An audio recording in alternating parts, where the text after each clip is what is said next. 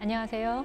강동 경희대학교 병원 심장혈관내과 진은선 교수입니다. 오늘은 심방세동의 시술적 치료에 대해서 알아보는 날입니다. 삼성서울병원의 온영근 교수님 모시고 함께 배워보도록 하겠습니다. 교수님 안녕하세요. 네, 안녕하세요. 지난 시간에 알려드린 것처럼 심방세동이라고 하는 것은 심장 안에서 전기가 마구마구 튀어나오는 것입니다. 원래 규칙적으로 맥박이 만들어져야 하는 곳이 따로 정해져 있음에도 불구하고 거기가 아닌 다른 곳에서 전기가 막 튀어나오는 것이고요. 기본적으로 약을 쓰는 거는 이 전기가 튀어나오는 것을 눌러주고자 약을 쓰는 것인데, 약을 써도 얘네들이 너무 힘이 세서 마구마구 튀어나오는 경우에는 이 원인을 없애는 시술적인 치료를 하게 됩니다. 그런데 많은 분들이 진료실에서 물어보시는 것이 시술을 꼭 받아야 하나요? 모든 사람이 시술을 받나요? 이런 것을 물어보는데요. 어떤가요, 교수님? 일단 약물 치료를 먼저 시작을 합니다. 그래서 약물 치료에 잘 반응이 있으신 분들은 약물 치료를 계속 유지하시고요. 만약 환자분이 약물 치료에도 불구하고 증상이 계속 반복되시거나 또는 약물 치료에 쓰지 못하는 경우에 있어서는 시술적인 방법으로 부정맥을 좀 더 적극적으로 치료하도록 하고 있습니다. 지금 말씀해 주신 것처럼 모든 사람이 꼭 시술을 받아야 하는 것은 아닙니다. 그런데 저희가 치료를 하는 과정에 이제는 더 이상으로는 약으로는 안 된다, 이런 시기에 저희가 시술을 권유드리게 되는 것이거든요. 그래서 시술 권유를 받으시면 시술을 받을 때가 되었구나, 이렇게 이해를 해주시면 되겠습니다. 그럼 시술적 방법에 대해서 말씀을 드려볼까요? 지금 우리나라에는 크게 고주파 에너지로 조직을 지져서 원인을 없애는 고주파 도자 절제술과 반대로 얼리는 냉동 에너지를 이용한 냉동 풍선 절제술, 이 두 가지가 시행되고 있습니다. 고주파 도자 절제술이 더 오랜 역사를 가지고 있고요. 냉동 풍선 절제술은 비교적 최근에 우리나라에 도입이 돼서 사용되어지고 있습니다. 먼저 고주파 도자 절제술에 대해서 말씀드리겠습니다. 이것이 시술에 사용하는 고주파 도자인데, 이것을 포함한 몇 개의 도자와 심장 내 초음파 기기를 심장에 넣고 기존에 찍어둔 CT를 기반으로 심장의 위치를 파악해서 시술을 진행합니다. 심장 내 초음파로 심장 모양을 보고 전극 도자를 함께 이용해서 심장의 전기적, 구조적 특성을 정확히 파악해서 심장 모양을 그림으로 얻고 원인이 되는 부위를 지져서 치료하는 것입니다. 이렇게 심장 안에 전극 도자와 고주파 도자가 들어가서 움직이는 것까지 3차원 영상 안에서 함께 정확히 볼 수가 있어서 엑스레이를 극소량만 이용하면서도 정확한 시술이 가능하게 됩니다.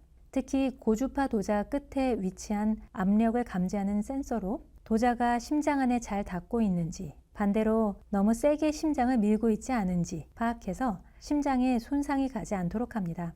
심장에 인접해 있는 식도와 같은 인접한 구조물 위치도 함께 파악할 수 있어서 합병증을 줄여주는 데 유리하고요. 또한 심방세동의 원인이 되는 부위가 폐정맥 부위에 국한되지 않고 우측 심방 등 다른 곳에 퍼져 있는 경우에도 고주파 도자를 다양한 곳으로 이동해서 사용할 수 있기 때문에 보다 시술의 완전성을 높일 수 있습니다.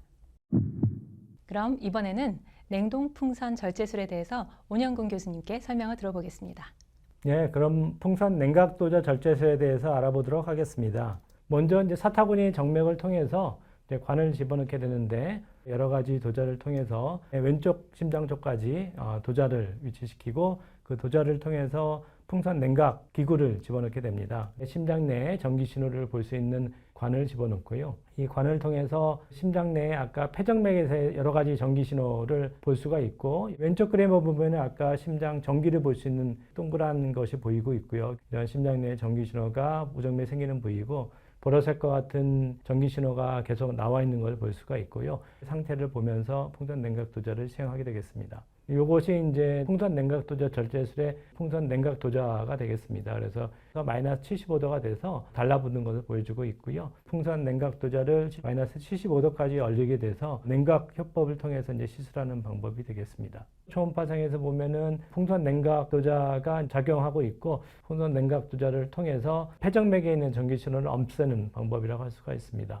여기서 오른쪽에 보면은 전기 신호가 없어진 것을 볼 수가 있죠. 잘 시술된 것을 확인하고 완전히 이제 깨끗해지면은 심장 내 전기 신호가 치료가 됐다 이렇게 이제 볼 수가 있고요. 위 식도 내 체온을 재가지고서 혹시 이제 주위 식도에 어떤 부작용이 있는지 여부도 검토할 수가 있겠습니다.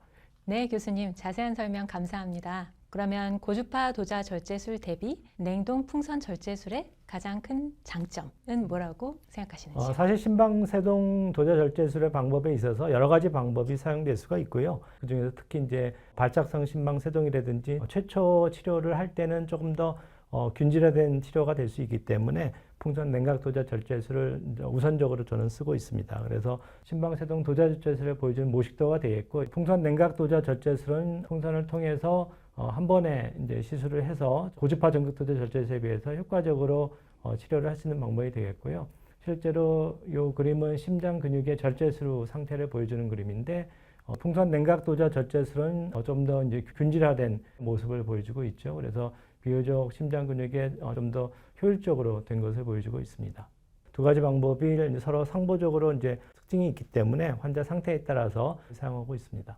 고주파 도자 절제술의 경우에는 냉각 풍선 절제술에 비교한다면 3차원 입체 영상 장치를 사용을 하기 때문에 보다 정확한 정보를 가진 상태에서 시술을 진행을 할 수 있다는 그런 장점이 있고요.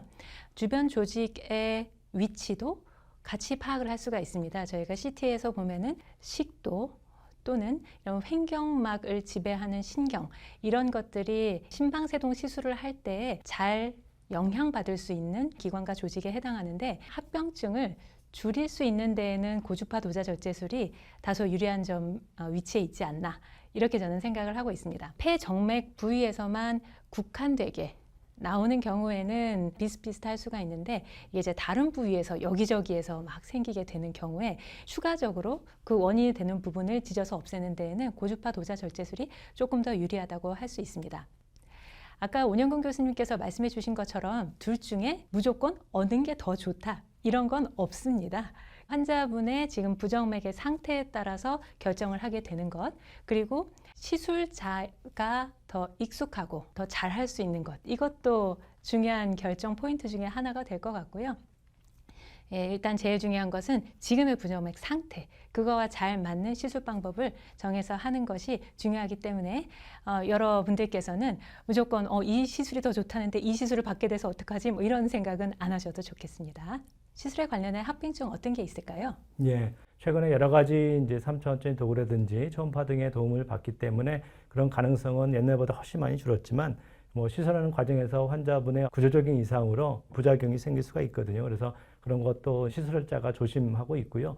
또 하나는 이제 시술을 하고 나서 대개 심장이 완전히 회복되기 전에 심장 내에 혈전이 생겨서 중풍이 될 수가 있습니다. 그래서 대개는 시술하기 전 2달, 그다음에 시술하고 나서 한 2~3달 정도는 약을 써서 혈전이 미리 생기지 않도록 하고, 그다음에 시술하고 나서도 혈전이 재발되지 않도록 하고 있고요. 거의 없지만 그런 부작용이 간헐적으로 생길 수가 있겠습니다. 네, 시술을 받고 나서 일상생활이 가능한지 물어보시는 분들도 많으신데요. 보통 시술을 하고 나서 다음 날 정도에 퇴원을 하시는데 어디 수영장에 가신다든지 탕 속에 물을 푹 담그거나 그런 것은 안 되시겠지만 일상적인 생활에는 아무 지장이 없습니다. 지금까지 심방세동의 시술적 치료에 대해서 알아보았습니다. 저희 심방세동 환자분들께 응원의 메시지 한번 부탁드릴까요? 예, 심방세동이라는 것은 결국은 노화 과정에서 생기는 병이라고 할 수 있습니다. 그래서 특히 이제 60대가 넘으신 분들은 본인의 맥박을 한 번씩 체크해 보시고, 맥박이 조금 불규칙하다 그러면 심전도를 찍으면은 바로 진단할 수가 있거든요. 심전도 상에서 이상이 있을 때 심방세동이 진단이 되면은 바로 1차적으로 치료를 시작하시면은 환자분이 좀 더 치료 효과가 좋을 수 있고요. 특별히 증상이 없던 분들은 이 심방세동에 의한 합병증만 예방하더라도 일생에 전혀 문제 없이 사실 수가 있기 때문에 저는 항상 본인의 심장 리듬이 어떤가를 알아보는 것이 제일 중요하다고 할 수가 있습니다. 심방세동 걱정을 하지 마시고 잘 진단하고 전문의와 잘 상의하셔서 현명한 치료 방법을 선택해서 건강을 유지하시기 바랍니다. 감사합니다. 네, 감사합니다.